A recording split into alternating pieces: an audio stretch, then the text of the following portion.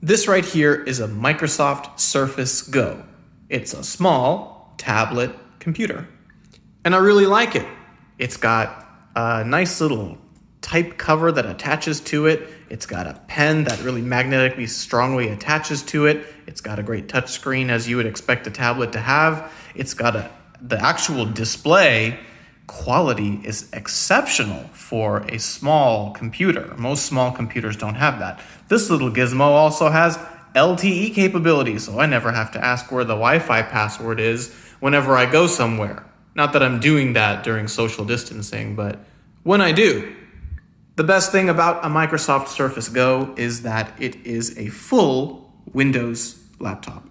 The downside to the Microsoft Surface Go is that it is a full Windows laptop, meaning that you're not going to get the apps that you can get from an Apple App Store or a Google Play Store on a Windows device. This is going to be for actual productivity that you're going to do. And it's been great to have a small, thin, light device with a kickstand that goes all the way down and all the way back for business conferencing and for Zoom calls and chats, video chats due to social distancing. This has a phenomenal web camera because it's a little bit thick. Unlike the lid of a laptop, they can put a better web camera in here, and the quality of this camera is exceptional. So we've got a great camera, we've got a great screen, we've got pen support so you can sign documents, you can draw, you can use the fantastic keyboard cover here, and if you want to go, you can just package it up and you can go. The only other thing that's not likable perhaps about a Surface Go is that its processor is kind of weak, meaning it runs a little sluggish, a little slow. Hey, look, we'll take it for the ability to have such a small and light and tiny little computer to take with you. I mean, this thing's fantastic on an airplane. They don't even make you put it away because it's so small, and you can get all the work done that you want to. But it was underpowered. So here is the Microsoft Surface Go 2, and you won't believe this. This is unlike anything I've ever seen, and I'm not talking about the device, I'm talking about the box. The box gets shipped to you like this, and as soon as you open it, you're looking at the device. I'm serious. I didn't get the Surface Go 2 in a Surface Go 2 box. They just shipped it just like this. And inside this little, looks like a cloth kind of sleeve, is the actual tablet itself. It's right in here. And they just put like a card.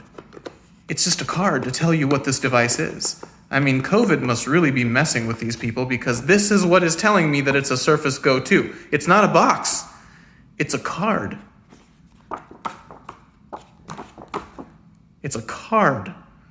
Usually Surface products will come in a nice white box here, which with a really nice presentation. This stuff looks like they really just kind of put it together. They were like, hey, we don't have the energy to waste right now and resources to waste right now on making it super pretty for people who want this device. They're going to take it like this. And I'll take it, but this is just unlike anything I've ever seen from any Surface device ever. So in here, we should have a power cable. So let's go ahead and crack it open. The power cable here looks just like the power cable of a Surface Go 1, which is, it's actually pretty great. I really like the power cable here. Wow, that is super snappy. I don't recall the Surface Go 1 having such a snappy cable, but I'm pretty pleased with it. Everything here looks pretty standard, pretty normal, and that is a good thing. It's a card. You know, the back of this card doesn't even have the actual specs of my Surface Go 2. I would literally have to just tell you, and you'd have to take my word for it, or we'd have to set up the device to see what its actual specs are. One of the reasons I suspect this is because I have got a business model of the Surface Go 2. Yep, that's right. I opted for the business model because that is the only one that comes with 256 gigs of storage and LTE, which is what I wanted. Wow. I mean, really, wow. This looks absolutely incredible compared to a Surface Go 1. It is a fantastic improvement. I don't know if you can see this, but you can on this screen see the difference between the bezels here, between the Surface Go 1 and the Surface Go 2, and my goodness, that Surface Go 1 looks awful. It looks awful sitting next to a Surface Go 2. So that by itself is a huge reason to consider upgrading. So the model that I have here has the Core M3 processor, which is the one that can actually turbo up. The one that we have here with the Surface Go 1 does not come with a processor option that can turbo up. Both of these have 8 gigs of RAM, both of them have 256 gigs of storage, and both of them have LTE. You know, it's a little bit difficult to find this business model one, and the only way I happen to come across it is by using this Surface Go 1. Yeah, I was using it on the Microsoft website, and I suppose it recognized that I was using a business device. And so when I went to go look at the new Surface Go 2, instead of directing me to the consumer site, it directed me to the business one where I found this one. Otherwise, the consumer version of the Surface Go 2 only comes up to 128 gigs of storage. And if 70 gigs are being used up by Windows, then that doesn't leave very much room for your files. So I'm really glad that I got this one, which is the business version with LTE and 256 gigs of storage. This one is the Go 2, and both of these seem to have the same body type and style. Both of them have kickstands that go all the way back, power and volume buttons in the same spot, and the same story for ports.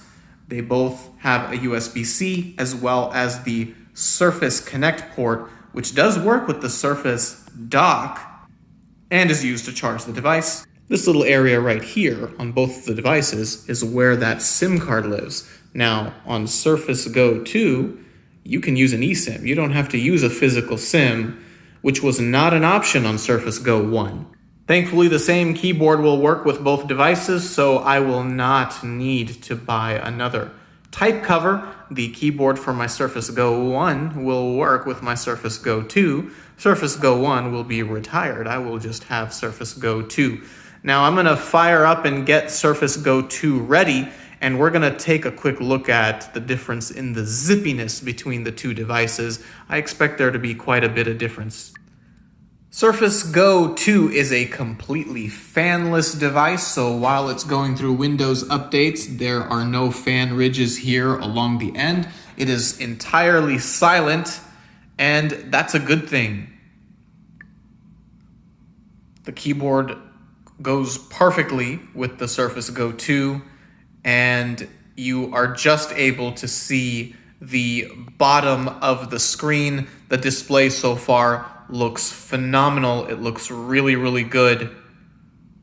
Dark colors on this device look very deep, and bright colors are nice and bright, which is excellent. Just FYI, when you get a Surface Go 2, it does a pretty serious system update when you first get it. Guess what I just installed on my Surface Go 2? I just installed Google Chrome. You know what that means? It means that this version did not come with Windows 10 in S mode.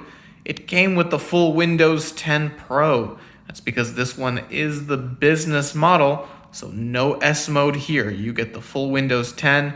If you do get the consumer version, I understand it does come with Windows 10 in S mode, which means that you can install apps that are from the Windows Store, but not apps that are from the internet that you download yourself, such as Google Chrome.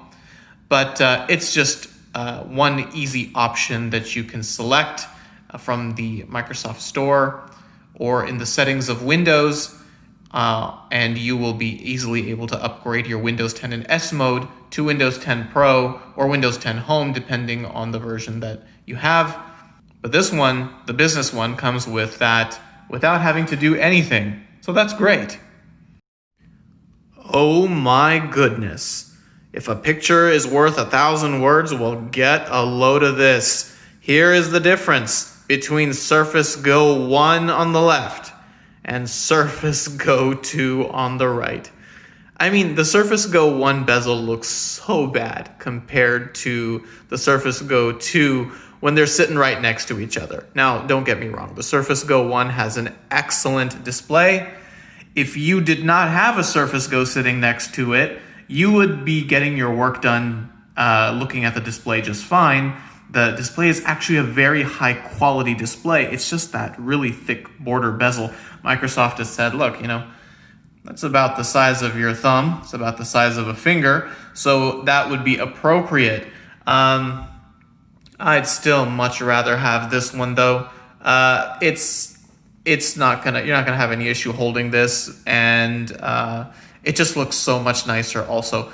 Microsoft can do even better than this. They've got a Surface Pro X device with very, very small bezels on the edges, and they have just a little bit of a forehead up top and a chin on the bottom. Those are what we call the top and bottom bezels, in order to fit the camera and have a little bit of space for that keyboard to be able to get propped up there on the bottom. But I will tell you that looking at this, and whenever it's attached to the keyboard, it doesn't seem to be a big issue to me, probably because I'm so used to that this just looks phenomenal to me right now. Compared to iPads and Android tablets, these bezels are still a little thick, but for the purposes of this, I think it matches well with other Surface devices, and I don't mind it. As I've been using the Surface Go 2, installing apps, updating Windows, using the device here to initially get everything set up on it, I can tell you that it's a lot zippier than the Surface Go 1. This is not a super fast laptop. It's not as fast as, say, a Core i5 quad-core processor in a regular laptop, which would have something called a U-series processor. Basically, it's just a faster processor for normal computers. But for something that's really portable, smaller, lighter, fanless, this is doing really, really great. It's a huge improvement so far over the Surface Go 1. Let's see if we can see a little bit of the difference here. I just started both of them up at the same time. Let's take a look and see how the startup process goes here. Surface Go 2 is gonna start up its camera and look for me here.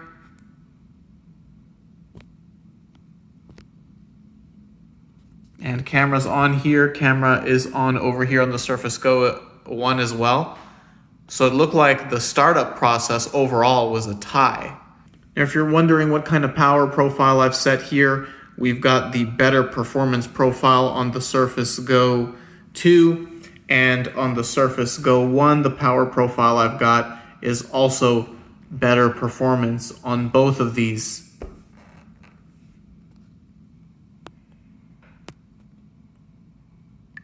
Let's generally just take some footage now of me zipping around Windows and see if there's too big of a difference here.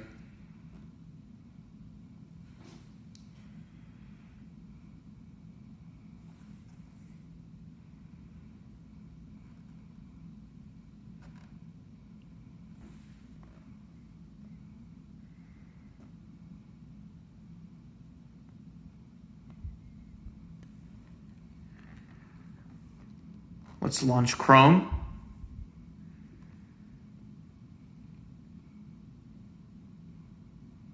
All right, and let's launch Chrome here.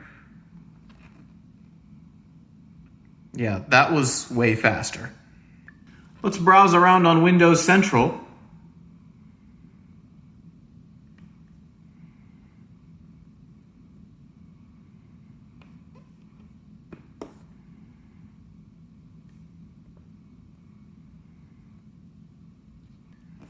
And now let's do the same on Surface Go 2.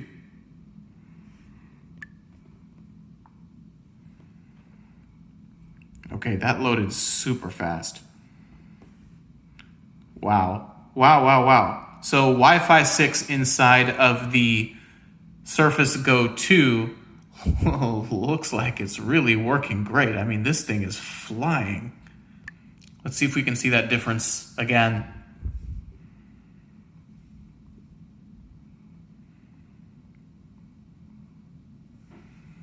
And now with the Go 2. Yeah, pretty good. I popped the SIM card into the Surface Go 2 and it connected to my Verizon really quickly and is working great and zippy and nice and fast, which is excellent. So now I'll give you the bad news. The bad news is that Microsoft Surface Go 2 is incredibly expensive. Yeah, that's right. I got this version with the M3 processor, 8 gigs of RAM, 256 gigs of storage, and LTE on the business side for over $800, which is very expensive for the kind of computer it is. Basically, you're buying a shrunken down laptop. This Surface Go 1 with LTE you'll be able to get online and save some money on, or you could even buy the Surface Go 2 with the same type of processor that Surface Go 1 has and still be able to save a considerable amount of money. For people who want a on-the-go computer, if you want a device that does everything Windows can do for you, you want something that's the perfect size for a small tablet. That means you can actually comfortably rest your hand on the keyboard without it being too cramped and be able to type and still have something that's compact with a good sized trackpad, something that the keyboard can cover up and allow you to just package up really easily and take with you on the go anytime, with a pen that is magnetically attached here. I mean, like really, really well magnetically attached here, and can take on an airplane. You can have LTE, so you can go anywhere without having to ask for the Wi-Fi password. Usually, I encourage people who watch my channel to buy last year's technology or one generation prior, because Surface products are so expensive, right? They're definitely very nice and you get a lot of great Windows experience with them. However, they're just really pricey. So usually I'll tell people to get last year's or last generation's model. So Microsoft, along with this Surface Go 2, has been launching a Surface Book 3. And I've been encouraging people to get a good look at Surface Book 2 because it can do a lot of the same things that Surface Book 3 can do, and you can save a considerable amount of money picking up one of those, especially if you're looking at refurbished or pre-owned devices. With Surface Go, however, I feel like this is really a game-changing improvement. A processor that can actually turbo. That means that when you're launching programs, installing things, when you're doing something that's really intensive, it speeds up and boosts up a whole lot. And then when you're just browsing the web, reading something, just using the app, then it goes to its normal speed. That is an important function for all computers, especially Windows computers, the way that they work. And for Surface Go, that has not been an option until now. Although it's super pricey. For those people who can afford this, I highly recommend this upgrade. It's actually really good. I can't wait to be able to get out of the social distancing and get out there and be able to use this device and actually take it on the go with me to get work done. I'm really looking forward to being able to do that. I think that it looks nicer, it feels good, it's a great proper size. It is the Surface to go with. So why choose a Surface? Why choose a Surface computer to go with you as your travel device? Well, here's why. Well, you already have a phone. You're going to take that phone with you everywhere you go. And most things that you need to do, you can get done with your phone. So what you need this device for is things that you can't do with your phone. That's one of the problems with iPads and Android devices that are Android Chrome OS or Android tablets. With those devices, they're just a bigger version of your phone. So what's Windows good for? Well, Windows is good for productivity. So you could open up the File Explorer, open multiple windows, drag and drop files, rename things, open up multiple things and switch between them here from the taskbar, do word processing, PDF documents, presentation, work-related stuff. And to be able to switch between those things really fast, to be able to rename files, move around things in Windows, and then have a full operating system. So if you want to, you can connect this to a monitor and be able to connect peripherals like mouse and keyboard. And with this USB port, you can connect to any USB peripherals that you have that'll work with a computer, because what this is an actual computer, and it does the things that your phone doesn't do. So this is why these Windows devices like Surface Pro and Surface Go are so useful. They have a full keyboard and trackpad, just like you would on a regular laptop, and what they do is run regular Windows that you would use on a desktop. Of course, the downside is that it doesn't have a lot of apps that you can go to an app store and get like you would on an iPad and an Android device and on Chromebooks. And truth be told, those devices are starting to add a lot of apps that can emulate a PC or that are commonly used on a PC. So maybe if you only need to use a few apps at a time and you don't have to have multiple windows all over the place, you might be able to use those devices now because they're getting better with their keyboards and they're getting better with their trackpad and mouse experience. Their operating system still won't be as full as Windows is, but they are creeping closer and closer and closer. And if you're just a casual computer user and you just need to do something like web browsing and you just need to watch movies and YouTube and things like that, you might need to take a look at some of those devices from Android or Apple. Those devices might do what you need to do. You might not need a full computer for that. But those of us who are constantly working on the go, you're inside your Outlook, you're inside your calendar, you're always inside files and manipulating files, moving files around. You want something that you can just connect to a monitor if you want to, or if you want something that you can connect peripherals to, something that you can use to sign documents and just stay productive. That's what Surface Go is for. Again, its best feature is that it's a full PC, a full computer, and its worst feature is that it's a PC. It's not really a tablet operating system. Now, let's take a look at using it as a tablet operating system. So, for example, if I wanted to open Google Chrome, these menus are not super touch-friendly, so you're not gonna really, these little menus are not really super touch-friendly. This interface right here, which is the File Explorer in Windows, isn't super touch-friendly. Yes, Windows does have this little tablet mode, and if I press the tablet mode, it makes these spaced out a little bit better so that maybe you'll have a little bit better of a touch experience. I don't know, I'm not really that impressed with this. I still think it's not really a good touch experience overall. Windows is something that originally was for a mouse and keyboard and monitor, and they're trying to find a way for you to be able to use it on a tablet device.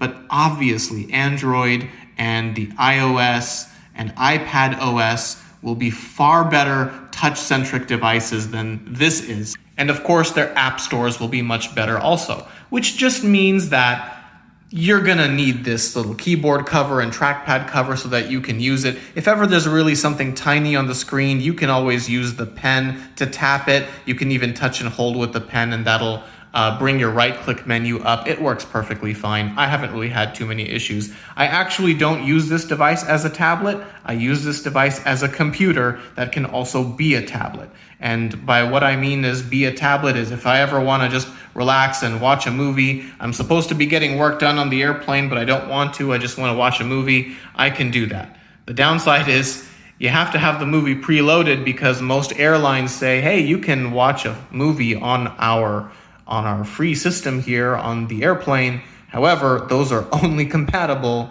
with Apple and Android devices. They're not going to be compatible here with Windows 10. So I think that's a good example of the pros and cons of this device. And I think that's okay, because I always have my phone with me, and the phone will be able to do all the things that this can't do, and this can do all the things that the phone can't do, which is why it makes such a great phone companion and a travel buddy if you need a laptop. For this price, we absolutely have to consider whether getting a Surface Pro, which will have, instead of this 10.5-inch screen, it'll have a 12.5-inch screen, so you get a bigger screen, and you'll get a better processor, like an actual full laptop processor. And then, of course, the keyboard will be a little bit bigger, also a little spacious. So would that be a better idea? Well, the reason I like the Surface Go is because this is the kind of device that you want to travel with, something small and light. This is a travel computer. With a 12.5-inch device, yeah, I mean, that's not huge. However, it is actually the same kind of feel as a full laptop, and you wonder if a 12.5-inch screen makes an appropriate tablet device to hold as an actual tablet. Holding this Surface Go 2 as a tablet seems perfectly fine. It's not too super heavy. You could actually use this to read. You could use this to watch video. You could put it on its kickstand, watch a movie. You could write, you could draw, you could do tablet things that you do. I personally like to play crossword puzzles with the tablet. Bigger screen than this would make it go into an area where you have to wonder if it should be an actual tablet. I mean, do you really want to be someone carrying around a 12-inch or a 13-inch tablet? On an airplane, you won't be asked to put away a Surface Go. It's tiny enough where you can just have it out and they don't really bother you.